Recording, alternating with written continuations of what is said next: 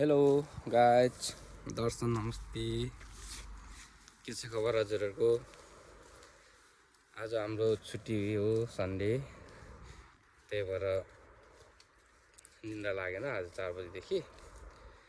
अनि म सो भएर डुल्न निस्केको। चिसो हावा खानु मन पर्यो। त्यही भएर अनि मेरो साथी चाहिँ यहाँ हेर्नु है, मेरो साथी यहाँ छ। मेरो साथीसँग यसो डुलिँदैछु, यहाँ घुमिँदैछु।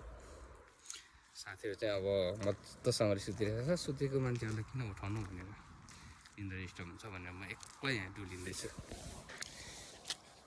एउटा सानो पाहाड जस्तै छ अनि हरियाली वन जङ्गलको बिचमा। त्यहाँ म एक्लै यसरी घुमिँदैछु, डुलिँदैछु। यस्तै छ के गर्नु। कहिलेकाहीँ चिसो मौसममा यसो रम्न मन लाग्छ, एक्लै यसो बस्न मन लाग्छ।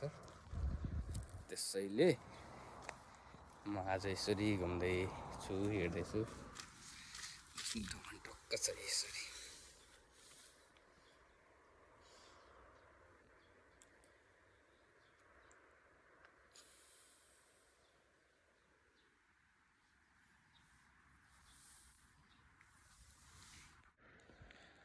हेर्नुहोस् साथी हो, म हल्का घुम्ने क्रममा, डुल्ने क्रममा यहाँ यो ठाउँमा आइपुगेको छु। एक्लै रमाइलो ठाउँ छ। यहाँ यसो बस्ने, खेल्ने ठाउँ पनि रहेछ। यहाँ हल्का यहाँ यसो पार्क, सानो पार्कमा यहाँ माथि हो नि यस्तो रहेछ ठाउँ।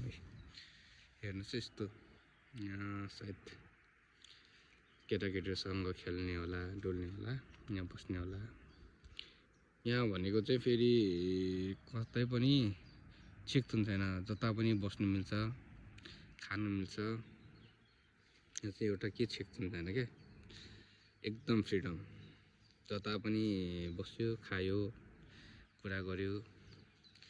अनि कुनै ठाउँमा पार्कमा यस्तो पैसा लाग्छ कि कराउँछ कि भन्ने यो नै छैन क्या।